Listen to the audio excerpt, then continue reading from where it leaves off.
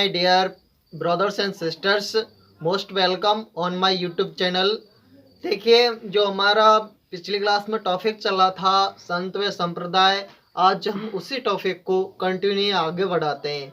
देखिए, संत व संप्रदाय हमारा टॉपिक था संत व संप्रदाय।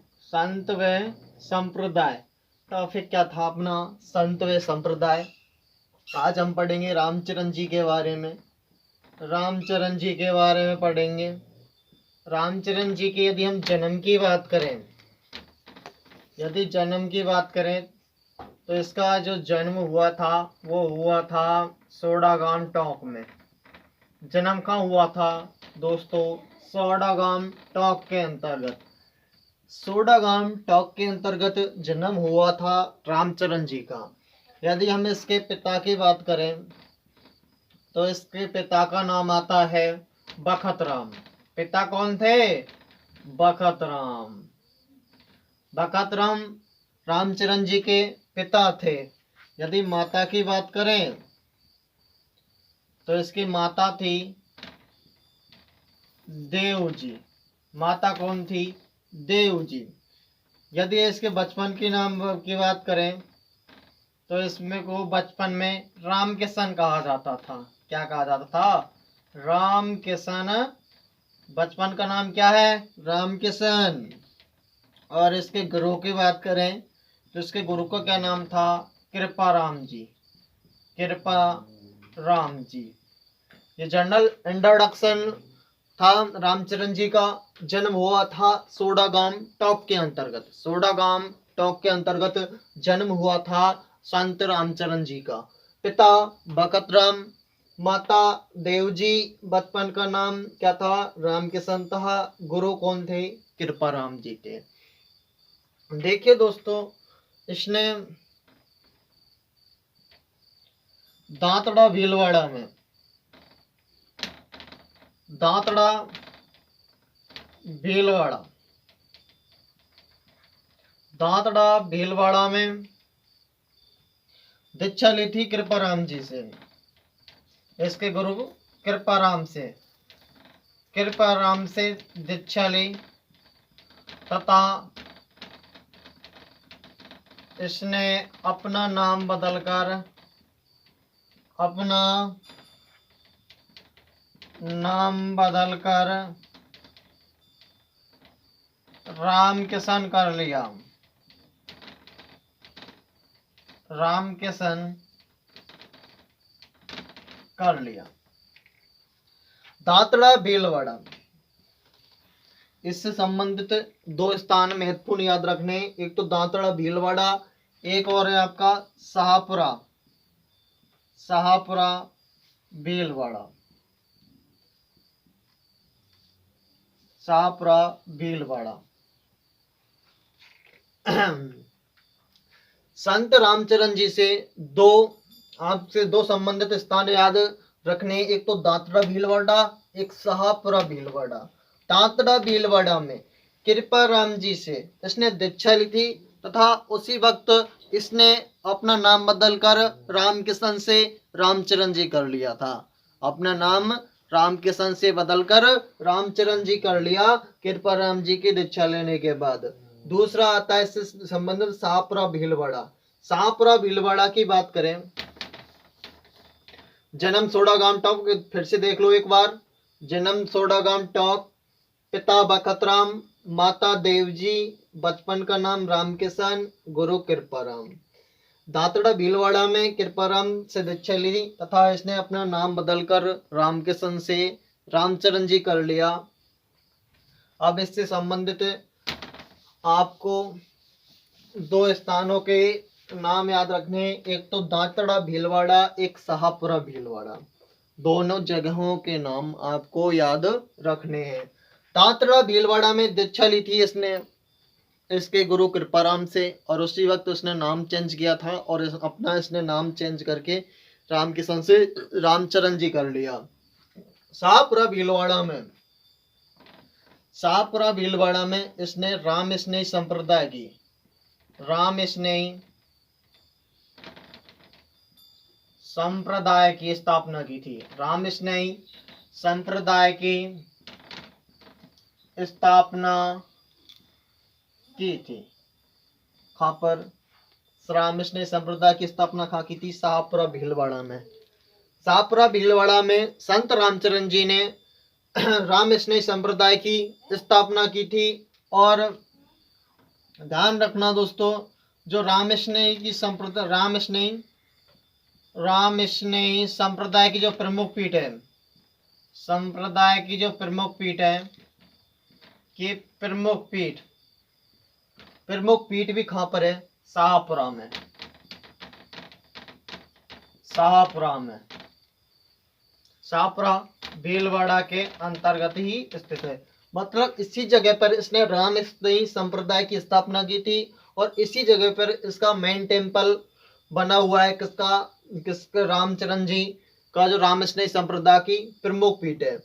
दोस्तों, इस संप्रदाय में, रामस्नेही संप्रदाय में ऐसा कहा गया है, इस संप्रदाय के अंतर्गत या रामस्नेही संप्रदाय के अंतर्गत ऐसा कहा गया है कि बिना गुरु के भवसागर को पार नहीं कर सकते हैं या करना असंभव है। रामस्नेही संप्रदाय के अंतर्गत कहा गया है कि बिना गुरु के इस भवसागर को पार करना असंभव है। किस संप्रदाय के अंतर्गत कहा गया है? तो रामस्नेही संप्रदाय के अंतर्गत कहा गया है, जिसके प्रमुख पीठ की अपन बात करें तो जिसके प्रमुख पीठ कहाँ है? शाहपुरा भीलवाड़ा में है। यदि हम रामस्नेही संप्रदाय की अन्य पीठों के बारे में अध्ययन करें तो रामस्नेही संप्रदाय की अन्य पीठें देखिए दोस्तों कहाँ पर है।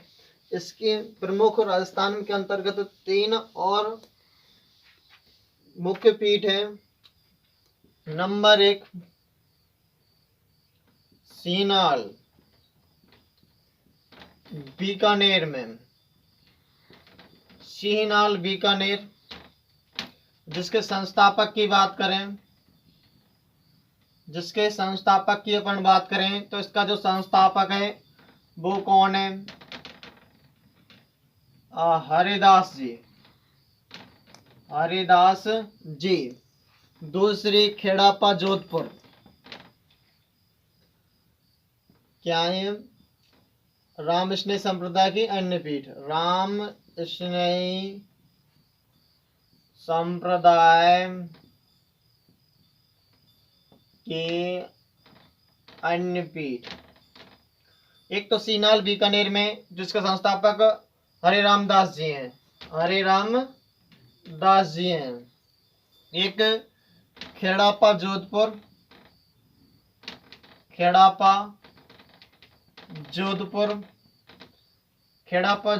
जिसके संस्थापक की बात करें, संस्थापक रामदास जी। तीसरी की बात करें रैन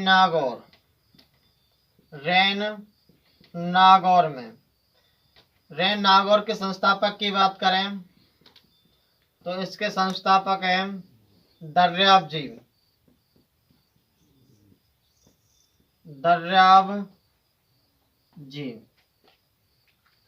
ये रामस्नेही संप्रदाय की अन्य पीठ हैं। एक तो सीनाल बीकानेर जिसके संस्थापक हरिदास जी, दूसरी खेड़ापा जोधपुर जिसके संस्थापक रामदास जी, तीसरी रैन नागौर जिसके संस्थापक दर्याब जी। इसकी ये अन्य पीठ हैं।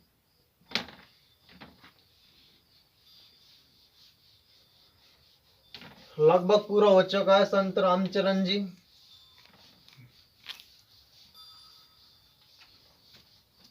संत रामचरण जी के जो उपदेश हैं वो उपदेश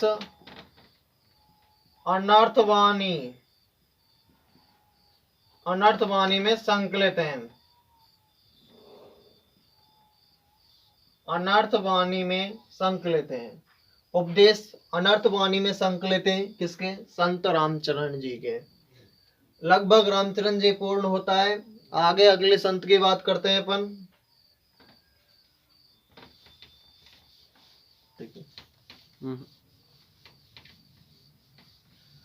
अगले संत आते हैं अपने संत जाम्बोज जी।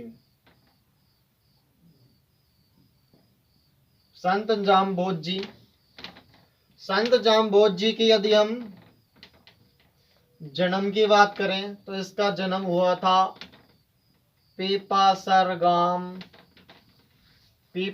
गांव नागौर।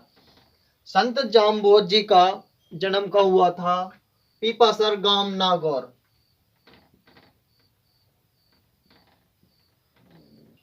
पिता थे लोहर जी।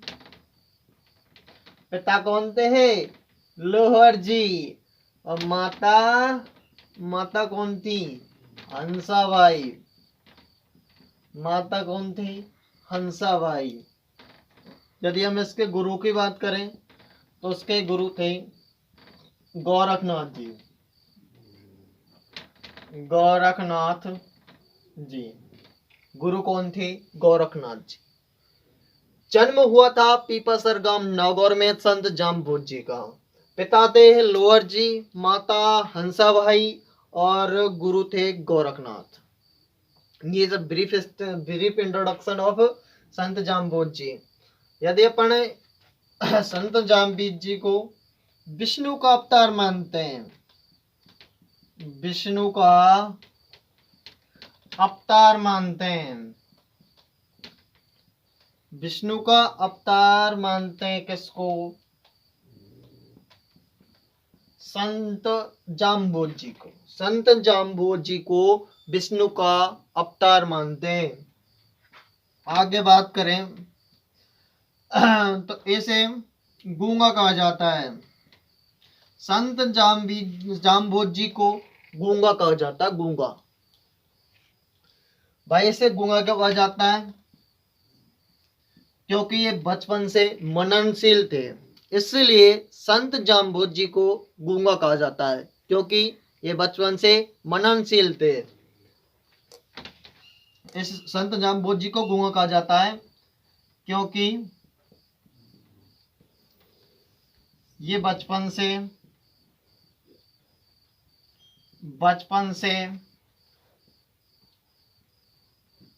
मननशील थे। बचपन से मननशील थे इसलिए इसे गूंगा कहा जाता है।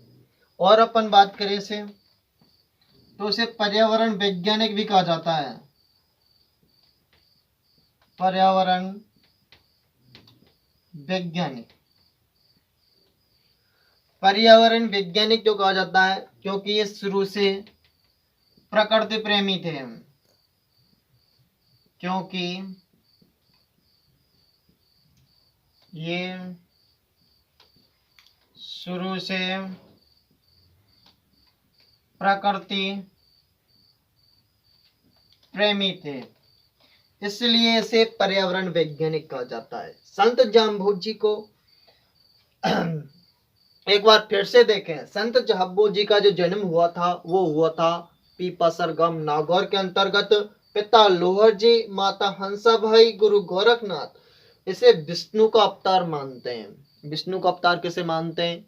किसे मानते हैं? संत जाम्बोज जी को। गूंगा संत जाम्बोज जी को गूंगा कहा जाता है। संत जाम्बोज जी को गूंगा कहा जाता है क्योंकि ये बचपन से कैसे थे? मननशील थे, इसलिए ही संत जाम्बोज जी को गूंगा कहा जाता है। संत जाम्बोज जी को पर्यावरण वैज्ञानिक भी कहा जाता है। संत जाम्बोज जी को पर्यावरण वैज्ञानिक भी कहा जाता है क्योंकि ये शुरू से प्रकृति प्रेमी थे, इसलिए इसे पर्यावरण वैज्ञानिक भी कहा जाता है संत जाम्बोज जी को। आगे बात करें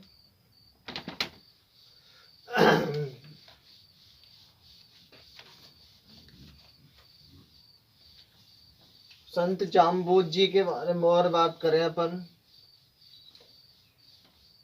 ये तो आपको याद हो ही चुका होगा कि इसको विष्णु का अवतार कहते हैं, इसे गूंगा कहते हैं और इसे पर्यावरण वैज्ञानिक कहा जाता है।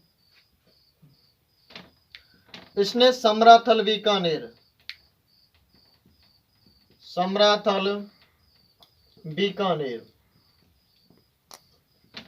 एक जगह का नाम आता है, समराथल बीकानेर के अंतर्गत। और इस समराथल बीकानेर में संत जाम्बो जी ने अपने अनुयायियों को 20+9 यानी 29 नियम या 20+9 नियम दिए थे, जिन्हें अपनाने वाले बिश्नोई कहलाए। मतलब समराथल बीकानेर में अपने अनुयायियों को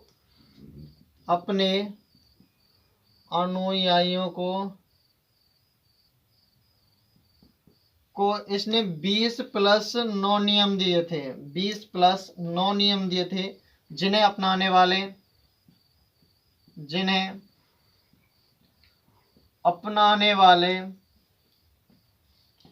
बिश्नोई कहलाए।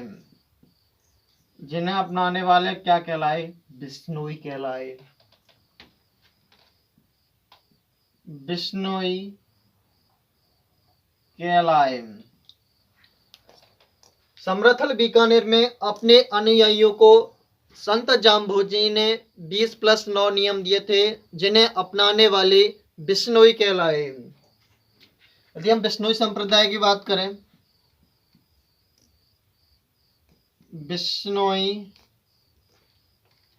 यदि हम बिश्नोई संप्रदाय की बात करें तो बिश्नोई जो संप्रदाय वे पेड़ों को बचाने की खातिर जाना जाता है। पेड़ों को बचाने की खातिर जाना जाता है। पेड़ों की बचाने की खातिर किसे जाना जाता है? बिश्नोई संप्रदाय को जाना जाता है। पेड़ों को बचाने की खातिर जाना जाता है। कौन सा संप्रदाय? बिश्नोई संप्रदाय। इसमें एक महत्वपूर्ण बलिदान 1750 का बलिदान आता अमृता देवी बिश्नोई का। अमृता देवी बिश्नोई 1750 में अमृता देवी बिश्नोई ने पेड़ों से चिपक कर आत्म बलिदान दिया था या बलिदान दिया था। पेड़ों से चिपक कर 1750 में अमृता देवी बिश्नोई ने बलिदान दिया था पेड़ों की खातिर। इसीलिए बिश्नोई संप्रदाय को पेड़ों की रक्षा हेतु या बचाने हेतु जाना जाता है। कौन से संप्रदाय को? बिश्नोई संप्रदाय को।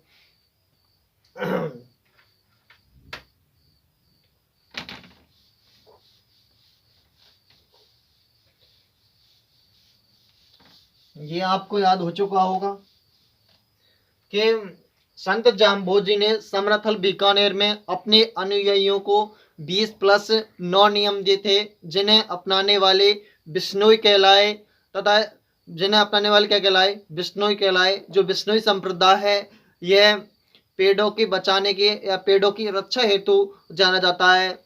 और अगर बात करें अपन, इसने मुकाम तलवा बीकानेर, मुकाम तलवा बीकानेर में समाधि ली थी। किसने? संत जाम्बो जी ने। संत जाम्बो जी ने समाधि ली थी कहां पर? मुकाम तलवा बीकानेर में।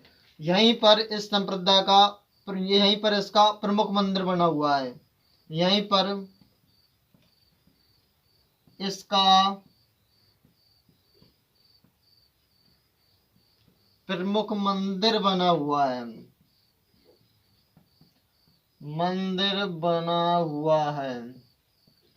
मुकाम तलवा बीकानेर के अंतर्गत संत जाम्बो जी ने समाधि ली थी। मुकाम बीकानेर में संत जाम्बो जी ने समाधि ली थी। यहीं पर इसका प्रमुख मंदिर बना हुआ है, जहां पर फाल्गुन अमावस्या को मेला लगता है।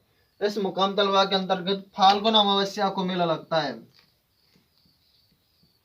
फाल्गुन अमावस्या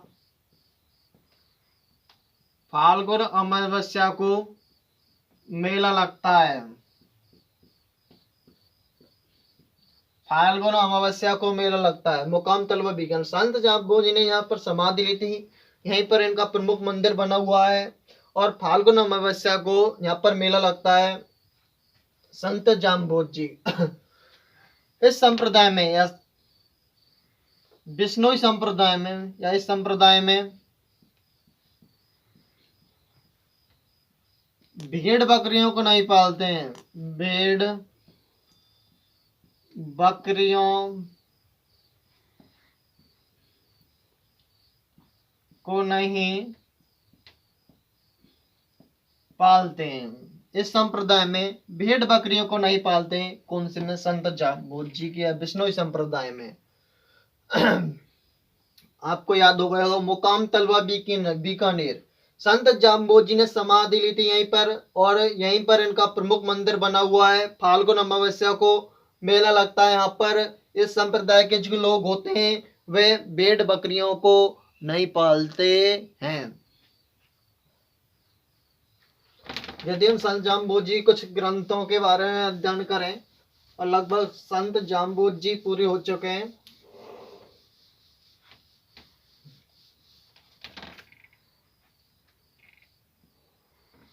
इसके प्रमुख ग्रंथ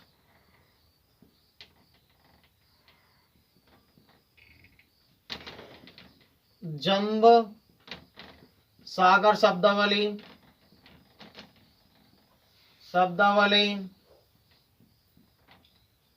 जंब संहिता,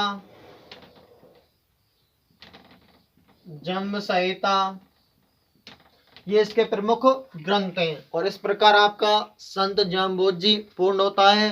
अपन नेक्स्ट क्लास में आगे बात करेंगे संत जसनाथ जी के बारे में।